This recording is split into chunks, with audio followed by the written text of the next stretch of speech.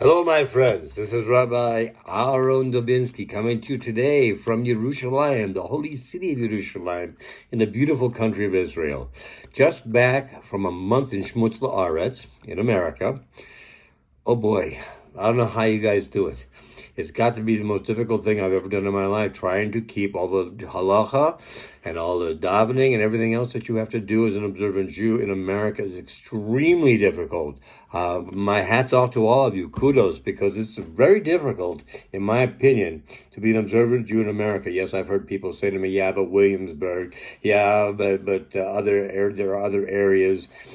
Maybe, but it's still in America. And the problem is there's so much going on around you all the time. It's so easy to forget who you are and what you need to do. At least for me it was. For those of you, if you could do it without that, God bless you. I think it's terrific that you could do that. That's wonderful. Okay, this week we talked about the Jews leaving Egypt, coming out of Egypt into the desert. Now you can just imagine this, The people say, how could they have any doubts? They saw the 10 plagues. They saw everything that God brought to Egypt. How could they have doubts? They didn't read it in a book. They saw it. They were there. They watched it firsthand unfold before their eyes. How could they have any doubts ever again? And yet they did. And yet they did. They got to the Red Sea and they said, how could you bring us here? There's not enough graves in Egypt. You have to bring us here so we could die here. That Pharaoh's soldiers can kill us right here. No, this is in spite of the fact that not only had they seen the 10 plagues, but they had been guided through the desert.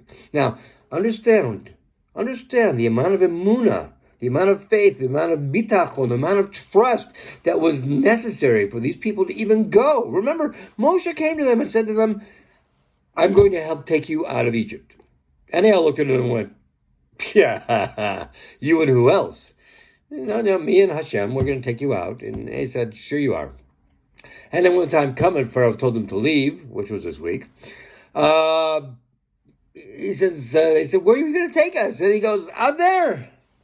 Out there. That's desert out there. There's no food out there. There's no water out there. Our clothes are going to get disheveled and ragged out there. What are we going to do out there? And he said, Hashem will provide. Do you know the amount of Emuna and Bitachon that is required for these people to believe that going into a place where they knew nothing was going to be there to feed them, to clothe them, to give them water, to give them all the basic necessities of life? Do you know what it took for them to go out there? It took Emuna and Bitachon as big as all outdoors. Seriously, you look at it and think about it. Looking at a desert and say, let's go. Let's take a walk. Let's not go the easy way. Let's not go along the sea. Because there's Philistines there, and it could be in a war, and we don't want to be in a war, even though we're armed to the teeth, which they were. But they weren't ready for it. They were still had a slave mentality. So they go, and they're out there, and they get to the Red Sea, and then they see that Pharaoh's army is coming behind them. And they start crying again to Moshe and to Hashem. And Hashem says, what are you crying? Just go. There's a time to pray. There's a time to cry. And there's a time to just go. Now, this in spite of the fact that they had been guided through the desert since they left with a cloud of smoke during the day and a cloud of fire at night. Now, when they got to the Red Sea, what happened to the cloud of smoke? Instead of being ahead of them, it went behind them to protect them from Pharaoh's oncoming army. Wow! Isn't this amazing? So they get there and they see this. Still, they're crying until Nachshon walks into the water up to his nose and the sea splits. Amazing. Why did Hashem do this? Because he wanted to show to the Jewish people, children of Israel, to Egypt, and to all the world, this was just an event. It wasn't just something that just happened. This was something beyond the explanation of nature, beyond the explanation of anything you can imagine. These people were taken across the sea like this. It's amazing, isn't it? And we sit here and we say, how could they have ever had a doubt? They saw the 10 plagues. They saw the column of a cloud move behind them to protect them. They saw everything. How could they have a doubt? And yet I hear people all the time say to me, Rabbi, it's very hard for me to have Emuna and Bitachon. And the things I see every day in the governments in America and Israel and all over the world, what is happening these days, it's hard for me to have Emuna, and I don't know how to get it.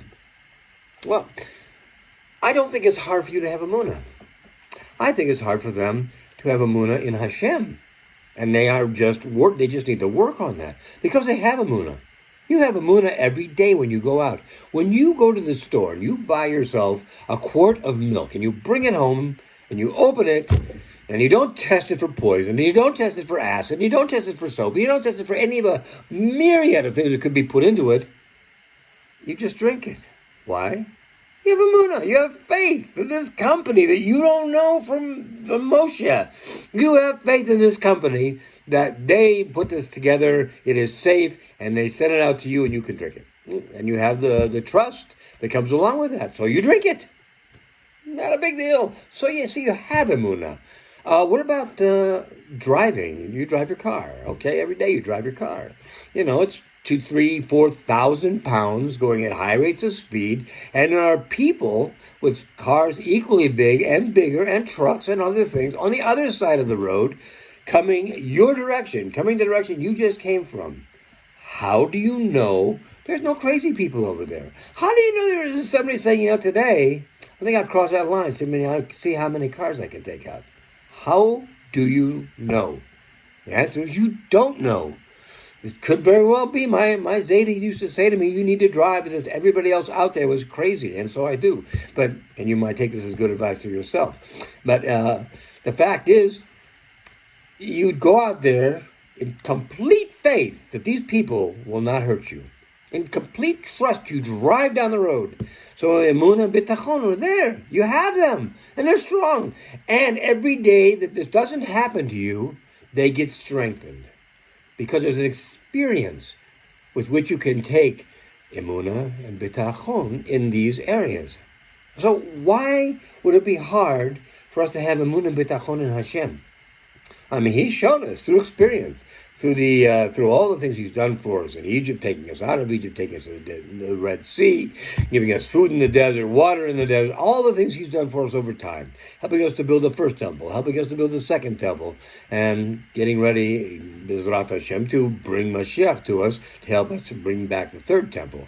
In many cases, we don't even take this for what it is. This is a track record. And it's a good track record. Have we had problems? Yes, we have had problems. How do we explain the problems? Because it was something we were trying to be told. When you were a kid and your parents sent you to your room, it wasn't because they wanted to hurt you. They didn't want to hurt you at all. What they wanted to do in the long run was help you. They wanted you to understand that what you had done was not the right way, and that you should learn the right way, so in the future you could do things the right way. Well, Hashem is a father too, and He tells us all the time when we do things wrong. Probably not as much as He should, because if He did, we'd probably change it a little more. But no, we don't do that. We try to go on our ways and try to outguess Him, because obviously we know more than He does.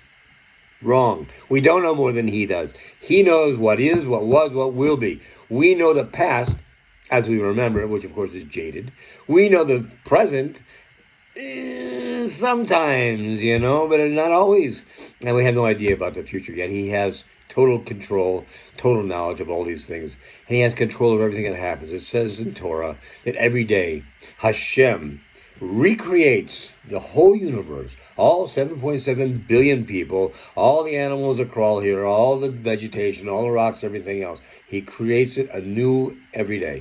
So every time we get up in the morning, we say Modeh Ani, we say thank you for bringing us back, because we weren't here. We left. Our soul left. Our soul went to Shemayim and now came back. The world is here just as we remembered yesterday.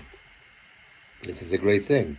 So our Emuna and Bitachon must be based on experience also. Like the Emuna of the cars and Emuna trust in the milk and other things we trust. It has to be based on our experience. And our experience is good because in the end, Hashem always takes care of us. He's given us Israel. He's giving us the first and second temple, and will give us the third temple, Bezrat Hashem. And then we should know that every day when we get up and we daven to Him, Think of the words we say. Think of what we do.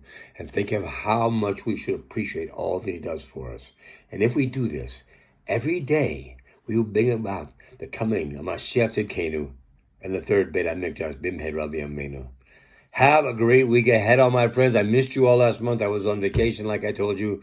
Hopefully I won't be having to do that again. It was an experience which was very eye-opening for me. So you all be well. God bless. Have a great week ahead. All the best.